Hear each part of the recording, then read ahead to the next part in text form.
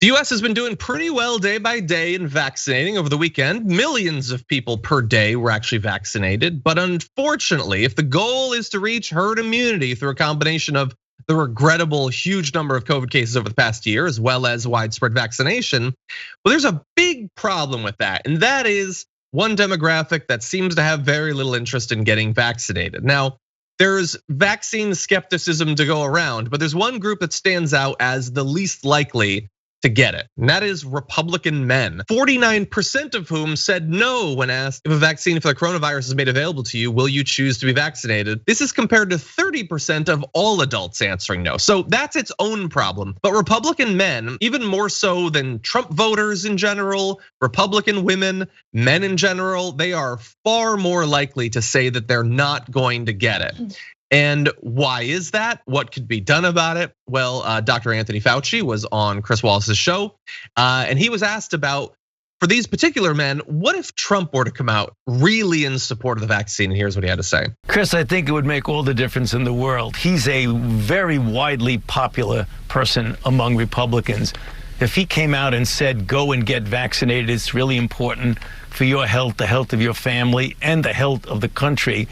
It seems absolutely inevitable that the vast majority of people who are his close followers would listen to him. He's such a strongly popular person. I cannot imagine that if he comes out that they would not get vaccinated. It would be very helpful to the effort for that to happen. I'm very surprised at the high percentage of Republicans who say they don't want to get vaccinated. I don't understand where that's coming from. This is not a political issue. This is a public health issue.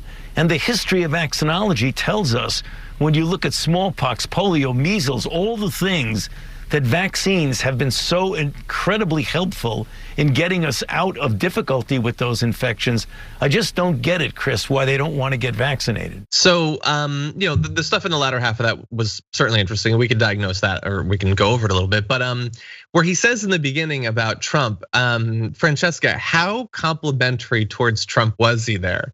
He's such a big, powerful, popular man. It would be such a strong move to approve of the vaccine and all of that. So many big, strong men I know are getting vaccinated. They get it right in their big deltoid muscle. Is this the deltoid? I don't know. I don't have it.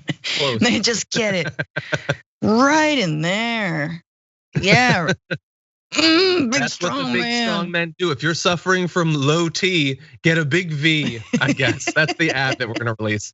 So it seemed like that was targeted to make it an appealing prospect to Trump, but maybe perhaps undercut a bit by the fact that he was talking to Chris Wallace. I don't think that when it's Chris Wallace and Fauci, Trump is watching TV at that particular moment. I think he takes that moment to go get another Diet Coke. Yeah, that's exactly right. I don't. First of all, my problem with Fauci on this is he himself is still being very ignorant, and I think deliberately ignorant to the clear misinformation that he was trying to be roped into during the Trump administration and during the last year of COVID. Like, homie, he politicized mask wearing. You don't think he's gonna politicize the vaccine? You saw this coming a mile away. Of course you know why. And so he won't say it. And I get maybe he won't say it. But I think there's a way to say, look, this is what happens when leadership does not show confidence in science and does not show confidence in the body of work that myself and many, many others have studied for decades and decades that have led to blank, blank, blank, like the, stamped out smallpox or whatever it is. Like, tout your achievements, talk about things, but the sort of like, I really couldn't guess why. You know why? No idea. Yeah, and that's why you're asking Trump to come out and publicly say that he endorses the vaccine, which, by the way, John, my God, I have so many problems with this. Like, which is it, right? Like, Trump just touted that he gave Americans the vaccine in his official letterhead tweet, but he won't actually come out and either say, I got the vaccine and you should too, but he wants credit for it. I don't get how any of this works. That's a question that Chris Wallace actually had for Dr. Fauci as well, and here's what Fauci had to say. Puzzling to me. I mean, clearly Operation Warp Speed started in the Trump administration. It was very successful in getting us the vaccines we have right now. It seems like an intrinsic contradiction, the fact that you had a program that was started during his pregnancy and he's not out telling people to get vaccinated. I wish he would. He has such an incredible influence over people in the Republican Party. It would really be a game changer if he did. Yeah, I don't know what that Freudian slip there about the pregnancy was. That's, let's just move on if we can. But yeah, it's the weirdest thing. It's like, everybody needs to give me credit. Like, he wants the credit so bad.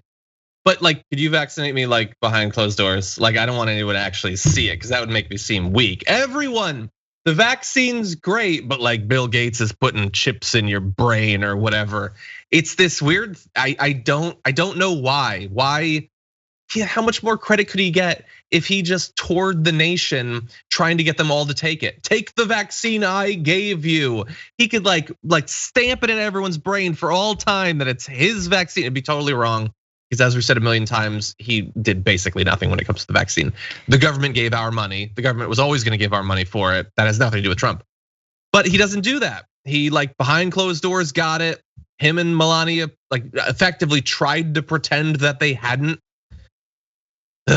I think they took one look at Obama's like upper arm photo getting the vaccine and he was like, nope, can't do it. I know what this upper arm looks like. It's just a ripply fish belly paled, just, like, there's layers of, I don't know. It's not good is what I'm saying.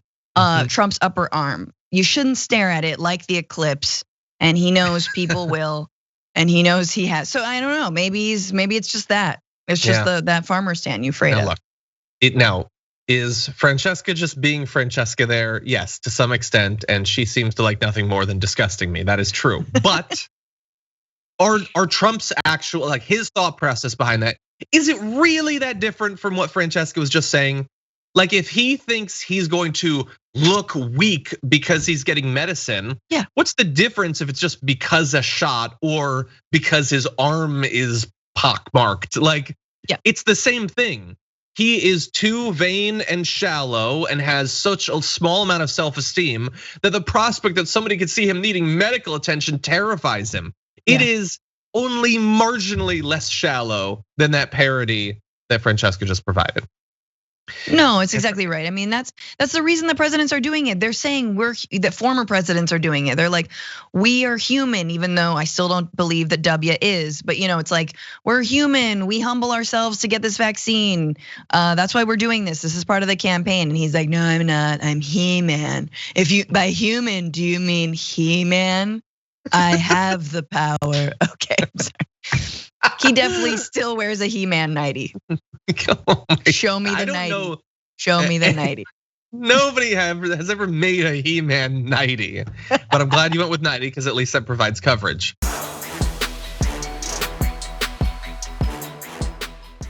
Check out the Damage Report podcast each day, wherever you get your podcasts, whether Pocket Casts or Stitcher or iTunes. You can join me as I give you the news and stories you want, with a range of co-hosts and interview guests jumping in on the fun each day. Again, that's the Damage Report, wherever you get your podcasts. And if you get them at iTunes, don't forget to rate and review. Sometimes I'll read them live on the show.